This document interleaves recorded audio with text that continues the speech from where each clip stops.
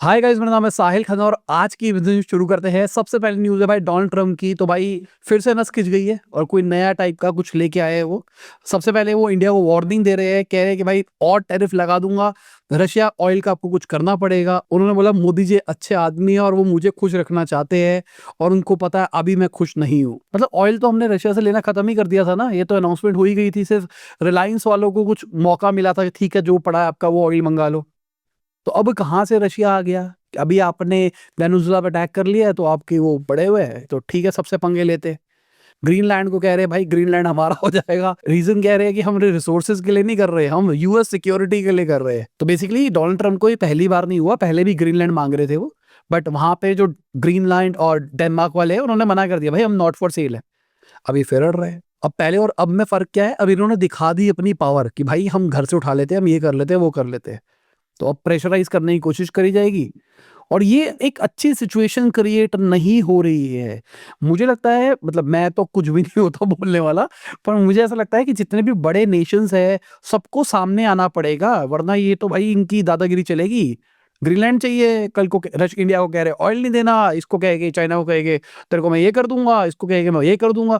तो ये सारे बवाल तो बहुत लॉन्ग टर्म में नुकसान दे सकते हैं और ग्लोबल लेवल पे नुकसान दे सकते हैं।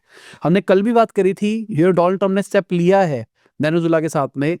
अब रशिया यूक्रेन पे कर दे, कौन रोक रहा है? वो कहेगा भाई तुमने भी तो किया है। चाइना वाला ताइवान के साथ कर दे, कौन रोक रहा है? इंडिया वाला पाकिस्तान के साथ कर दे, कौन रोक रहा है? इंडिया कहे कि भाई नहीं अब बलूचिस्तान को अलग कराएंगे, ये करेंगे वो करेंगे, या फिर कहे बांग्लादेश के भी दो टुकड़े करेंगे, कौन रोक लेगा? तो ये जो डोनाल्ड ट्रम्प ने कर दिया है ना, ये एक बहुत ही बड़ा ब्लंडर टाइप्स कर दिया है जिसका इम्पैक्ट अभी हमको इसी साल देखने को मिलेगा। बाकी यूएस ऑयल कंपनीज की बात करके चले तो शेयर प्राइसेस 6 से 10% तक बढ़ते हुए दिखाई दिए है और ये होना ही था। अगर मैं इंडिया की बात करके चलूं तो रिलायंस भी 52 वीक हाई पे जाता हुआ दिखाई दिया, बाद में करेक्शन आई है, बाद में नीचे जाता हुआ दिखाई दिया, बट सुबह सुबह ऊपर भागता हुआ दिखाई दिया था। बाकी नंबर पॉइंट ऑफ व्यू से बात करके चले तो भाई वेनेजुला ऑयल इंडिया नहीं ले रहा है। वेनेजुला का जो क्रूड ऑयल इंपोर्ट है वो फाइनेंशियल ईयर 25 के अंदर 81% घटता हुआ दिखाई दिया। $255 मिलियन का ही हमने खाली लिया और इसका रीजन क्या था? वेनेजुला के ऑयल के ऊपर सैंक्शंस लग गए थे। ये बात है 2020 की, जिस टाइम पे यूएस ने सैंक्शन लगाए थे वेनेजुला के ऊपर कि भाई इसके ऑयल नहीं लेंगे। उसके बाद में इंडिया की प्रोडक्शन जो मंगाते थे वो घटता हुआ दिखाई दिया। एक जमाने में हम 4 लाख बैरल पर डे मंगाते थे ऑन एवरेज, बट इसकी वजह से कहीं ना कहीं जो इंडिया का पैसा फंसा हुआ था वेनेजुला के अंदर वो खुलता हुआ दिखाई देगा, क्योंकि कुछ कंपनीज थी जिन्होंने पार्टनरशिप कर रखी थी वेनेजुला के अंदर, जहां पर वो काम चल रहा था तो वहां से डिविडेंड आना था और बहुत सारा बिजनेस का काम होना था। वो सारी चीजें अनलॉक होती हुई दिखाई देगी। तकरीबन $1 बिलियन कहा जा रहा है। अगर हम ओएनजीसी विदेश लिमिटेड की बात करके चले तो 40% स्टेक ओन करते हैं सैन क्रिस्टोबल ऑयल फील्ड के। वेनेजुला से ओएनजीसी विदेश लिमिटेड को $536 मिलियन लेने हैं।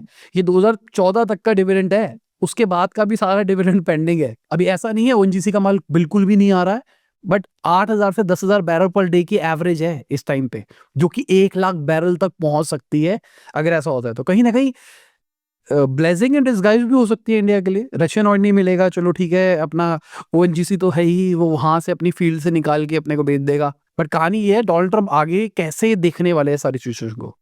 क्या वो ऐसा करेंगे ठीक है भाई इंडिया वाले ओएनजीसी तेरे को ऑयल लेना मजे से ले, कोई दिक्कत नहीं है, तू काम कर, तेरे को भी चाहिए, तेरे को भी चाहिए, तेरे को भी चाहिए, रशियन ऑयल नहीं करने देंगे बट वेनेजुला के थ्रू सारे ऑयल को बाहर बाहर निकलने देंगे, ताकि सारे देश खुश भी हो जाए और कहीं ना कहीं वेनेजुला के ऊपर कब्जा कर ले और अपनी पावर भी दिखाते। इस चीज के बारे में हमने पहले भी बात करी थी कि डोनाल्ड ट्रम्प ने बहुत सारे सैंक्शंस लगाए इंडिया के ऊपर, पर उसका बहुत बड़ा इंपैक्ट नहीं पड़ रहा। जैसे अगर हम सी फूड की बात करके चले तो कहा जा रहा था सी फूड तबाही हो जाएगा भाई, बिजनेस खराब हो जाएगा, बहुत करोड़ों का लॉस होगा। बट अगर मैं इंडिया सी फूड एक्सपोर्ट की बात करके चलूं तो 16% बढ़ता हुआ दिखाई दिया है यूएस टैरिफ के बावजूद भी। यूएस शिपमेंट 4% घटती हुई दिखाई दी है अगर वैल्यू पॉइंट ऑफ व्यू से बात करके चले तो, but volume point of view से 11% ड्रॉप दिखाई दिया है। इसका मतलब क्या है? प्राइस बढ़ता हुआ दिखाई दिया है अगर मैं यूएस शिपमेंट की बात करके चलूं तो। अगर हम वियतनाम की बात करके चले, चाइना की बात करके चले, बेल्जियम की बात करके चले, सब में अच्छी खासी ग्रोथ देखने को मिली है, चाहे वॉल्यूम हो चाहे वैल्यू हो। तो मेरे हिसाब से सी फूड के अंदर सैंक्शन का कोई फर्क नहीं पड़ा। अगर मैं कॉफी एक्सपोर्ट्स की भी बात करके चलूं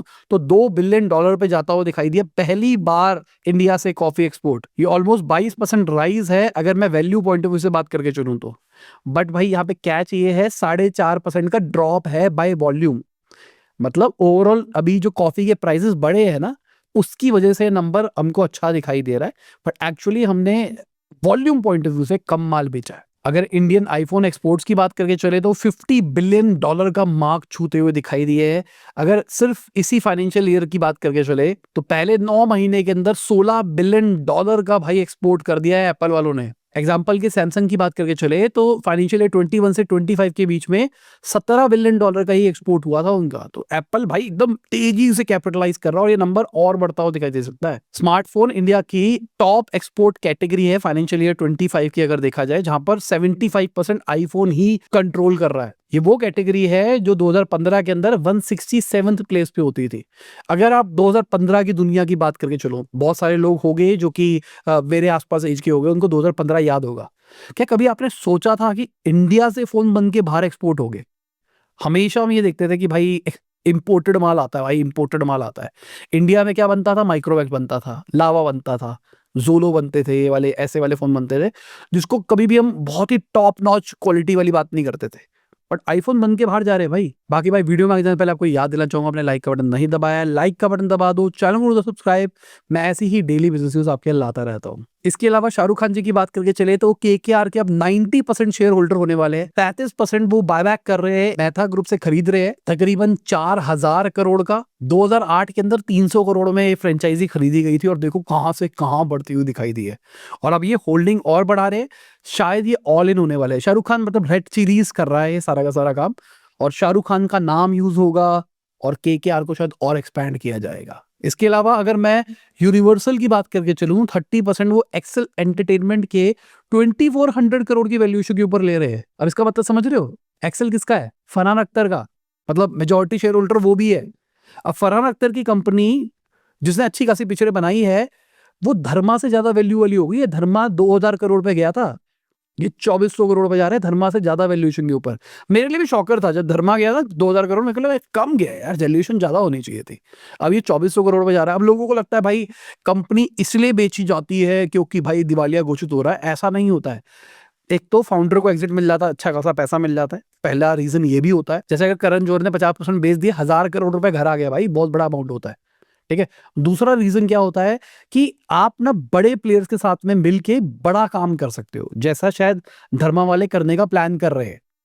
अब अगर मैं इनकी बात करके चलूं एक्सेल वालों की, देखो क्या क्या पिक्चरें बनाई है उन्होंने। दिल धड़कने दो हो गया, रॉक ऑन हो गया, लक बाय चांस हो गया, गली बॉय हो गया, डॉन हो गई, रईस हो गई, फुकरे हो गई, मिर्जापुर इनका है भाई, दिल चाहता है इनके, लक्ष्य, तलाश, जिंदगी ना मिलेगी दोबारा। तो देखा जाए तो बहुत सारा अलग अलग कैटेगरी का कंटेंट बनाया है। इस लिस्ट के अंदर एक और मूवी है जो मुझे लगता है, मुझे पर्सनली पसंद थी, मुझे बहुत कुछ सीखने को मिला, पर वो पिक्चर चली नहीं। बार बार देखो, बहुत सारे लोग इसको क्रिटिसाइज भी करते हैं और मुझे पर्सनली ये पिक्चर बहुत पसंद थी।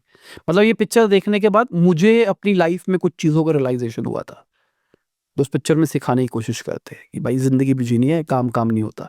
उसके बाद मुझे लगता है कि मैं थोड़ा चेंज हुआ हूँ इनफैक्ट। बाकी फाइनेंशियल ईयर 25 के अंदर अगर मैं इंश्योरेंस कंपनी के कमीशंस की बात करके चलूं तो 1 लाख करोड़ से ऊपर की इन्होंने कमीशन दी है। 18% ईयर ऑन ईयर राइज है अगर मैं लाइफ इंश्योरेंस की बात करके चलूं तो। यहाँ पे अगर एवरेज कमीशन की बात करके चले जो इंश्योरेंस बेचने वालों को मिल रहा है, 6.86% जो बढ़ता हुआ दिखाई दिया है पिछले साल से। और आरबीआई ने भी रिसेंटली वार्निंग दी है कि जो आप इतना ज्यादा प्रीमियम कर रहे हो, मतलब ये जो लोगों को दे रहे हो, इसकी वजह से प्रीमियम महंगे हो रहे हैं और अफोर्डेबिलिटी कम हो रही है। तो अभी गवर्नमेंट ने जब जीएसटी कम किया था इंश्योरेंस के ऊपर, तो उन्होंने बोला था कि कमीशन को कम करना होगा। लेट्स सी क्या होता है। बाकी जिंग बस की बात करके चले तो 25 करोड़ का लॉस इन्होंने फाइनेंशियल ईयर 25 के अंदर रिपोर्ट किया है। बट कहानी ये है, कंपनी का रेवेन्यू 85% बढ़ता हुआ दिखाई दिया है। यहाँ आप चार्ट के अंदर देखो, रेवेन्यू 85% बढ़ा है, जिसके पीछे खर्चे भी बढ़े हैं बट लॉसेस फ्लैटर रहे हैं। तो ये एक अच्छी सिचुएशन है, कंपनी अपने आप को एक्सपैंड कर रही है विदाउट बहुत ज्यादा पैसा जलाए। अगर यूनिट इकोनॉमिक्स की भी बात करके चले तो कंपनी का आरओसी इंप्रूव होता हुआ दिखाई दिया है। बहुत बुरा है, -40% का है, बट इंप्रूव होता हुआ दिखाई दिया है। एबिटा मार्जिन भी ड्रास्टिकली इंप्रूव हुआ है, -19 करोड़ के आसपास गया है। बट कंपनी के जो करंट एसेट है और कैश और बैंक बैलेंसेस है वो भाई फ्लैटर ही है और कमी है। अगर इतना आप बर्न कर रहे हो तो ये नंबर्स थोड़े बड़े होने चाहिए। 25 करोड़ का बर्न है, कैश बैलेंस अगर आपके पास कम है तो कंपनी तो बंद भी हो सकती है अगर पैसा रेज ना किया जाए तो। इसके अलावा ओपन एआई की बात करके चले तो $30 बिलियन का उन्होंने 2026 एंड का रेवेन्यू टारगेट किया है। जो पहले $20 बिलियन का एआरआर रिपोर्ट कर रही थी कंपनी, वो ज्यादा रिपोर्ट कर रही है। प्लस एड से भी $1 बिलियन के ज्यादा रेवेन्यू ये प्लान कर रहे हैं। मेरे हिसाब से शॉपिंग वॉपिंग में जो एक कमीशन वमीशन कमाया गया ना, इसमें भी इनका नंबर बनेगा। अभी नहीं पता लग रहा, ये एक साल के बाद में बात करेंगे। मैं बता रहा हूँ यहाँ से अच्छा खासा बिजनेस बनेगा इनका। बट मेन बात ये है, $30 बिलियन के रेवेन्यू के लिए $14 बिलियन का लॉस करेंगे 2026 के अंदर। कंपनी ने $1 ट्रिलियन से ज्यादा का कंप्यूट का ऑर्डर दे दिया है 2025 से 2030 के बीच में। और जिस कंपनी का current revenue, projected revenue $30 billion का है, वो अपने से 30-40 गुना ज्यादा ऑर्डर देके बैठा है। ये एक कंसर्न है जिसके चक्कर में कहा जाता है कि स्टार्टअप बबल फटेगा। और मैंने कल टेक न्यूज़ करी थी, वहाँ पर ना एक चीज़ के बारे में बात करी है कि जो बबल फटेगा, जो इंफ्रास्ट्रक्चर बबल है, जो अभी डेटा सेंटर्स बन रहे हैं, डेटा सेंटर्स शायद जस्टिफाइड नहीं रहेंगे इतनी ज़्यादा। टेक न्यूज़ में देखना आपको समझ में आएगा। बाकी भाई साहिल खन्ना टॉक शो थोड़ा पिवट करने की कोशिश कर रहे हैं, व्यूज़ नहीं आ रहे हैं बस। सब कहते थे एस्ट्रोलॉजी करते हो, मासी कर रहे हो, तो मैंने थोड़ा सोचा क्लासी करते हैं, तो हमने 2 वेट लॉस के ऊपर करे। बिल्कुल वीडियोस नहीं उठी, एकदम डेड पड़ी रही। फिर अभी हमने एक फाइनेंशियल के ऊपर किया, कैसे मल्टी बैगर स्टॉक्स ढूंढे जाए, वो भी इनिशियल बूस्ट आया, फ्लैटर रही है। साहिल खन्ना के ऊपर हमने एक पूरी वर्कशॉप डाली है, जहाँ पर अमेजोन पे कैसे D2C ब्रांड्स को स्केल किया जा सकता है एड्स के थ्रू, वो सब कुछ सिखाया गया है। तो जाओ भाई सपोर्ट करो, एटलीस्ट उसको शेयर तो कर ही सकते हो कहीं ना कहीं। मतलब मुझे लगता है आपके मतलब का नहीं है, किसी की मदद हो सकती है, क्योंकि कोशिश तो यही करी जाती है कि कंटेंट सच्चे दिल से बनाया जाए। बाकी अगर मैं गोल्डमैन सैक्स की बात करके चलूं, तो एप्पल कार्ड के बिजनेस से एग्जिट कर सकते हैं। $6 बिलियन का लॉस लिया भाई इन्होंने। इनका कहना है कि 3% आपको कैशबैक देना पड़ता है। अगर आप एप्पल कार्ड यूज करते हो तो 3% का कैशबैक मिलता है आपको एप्पल डिवाइसेस के परचेजेस पे। बट बिजनेस मॉडल कहाँ है? तो इनका ये कहना है कि भाई बिजनेस मॉडल बन नहीं रहा, हमने बस पार्टिसिपेट कर लिया था पर बिजनेस बन नहीं रहा है। अब गोल्डमैन सैक्स के बाद में JP मॉर्गन प्लान कर रहे हैं एप्पल वालों की, अगर प्रेफरेंस की बात करके चले तो। बाकी लाइन में MX भी है, कैपिटल वन भी है। सबसे बड़ी प्रॉब्लम ये है एप्पल कार्ड के 34% जो सब प्राइम यूजर है, उनका स्कोर 660 से नीचे है। मतलब ये अच्छा नंबर नहीं है। बाकी इंडियन मार्केट की बात करके चले तो जैसी उम्मीद थी, लाल दिखाई देनी चाहिए थी, वो ही दिखाई दी है। जो वेनेजुला वाला कांड हुआ है उसकी वजह से पूरा उथल पुथल होनी थी, वही होती हुई दिखाई दी। मुझे उम्मीद थी रिलायंस अच्छा जाएगा, दिन अच्छा गया, बट क्लोजिंग नेगेटिव ही जाती हुई दिखाई दी। बाकी आप देख लो कौन रहा है ऊपर, कौन रहा है नीचे। और इसी के साथ में हमारी आज की बिजनेस न्यूज खत्म होती हुई, तो आपको मजा होगा, लाइक कर देना, शेयर कर देना, कमेंट करना वीडियो कैसी लगी। बाय, गुड नाइट, शबा खैर, खुदा हाफिज़, गुड मॉर्निंग और जब भी वीडियो देख रहे हैं, जय हिंद, वंदे मातरम, दुआ में याद रखना।